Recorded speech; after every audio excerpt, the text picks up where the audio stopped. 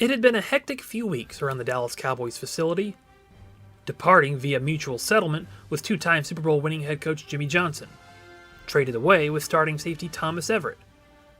Just days after making Barry Switz with the new head coach, Jerry Jones was able to re-sign Darryl Johnston and Nate Newton to free agent contracts. Now, straight ahead on the itinerary was the NFL Draft.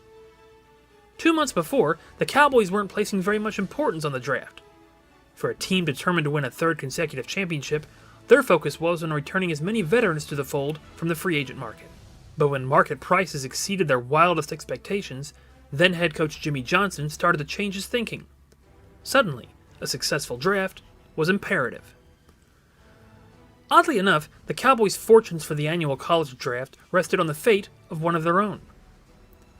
Wide receiver Alvin Harper was a restricted free agent who had made clear his intentions that he felt he was underachieving in the shadow of Michael Irvin in Dallas, and wished, if at all possible, for the team to trade him away. The Cowboys had tendered Harper a qualifying offer of $866,000 for the 1994 season. It didn't take long for the Pittsburgh Steelers to show their interest, offering Harper a 3-year deal in the neighborhood of $1.4 million per season. If Dallas didn't match or exceed that total, and if Harper signed the offer sheet, he would be a Steeler, and the Cowboys would receive a first and third round draft choice as compensation. But Harper viewed himself as an emerging star. In 1993, he caught 36 passes for 777 yards and 5 touchdowns.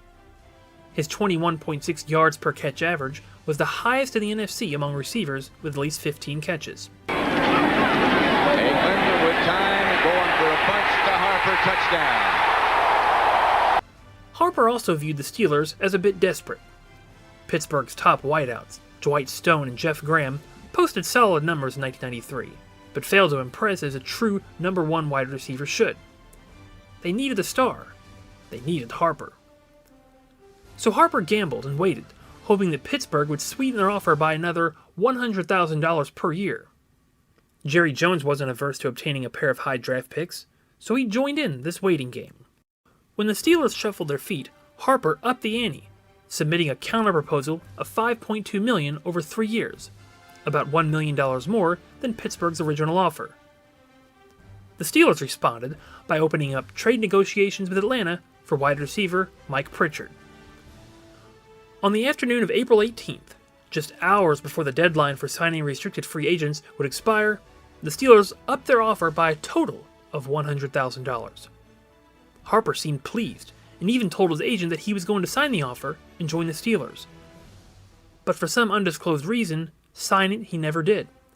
The deadline came and went, and Alvin Harper was still a Dallas Cowboy.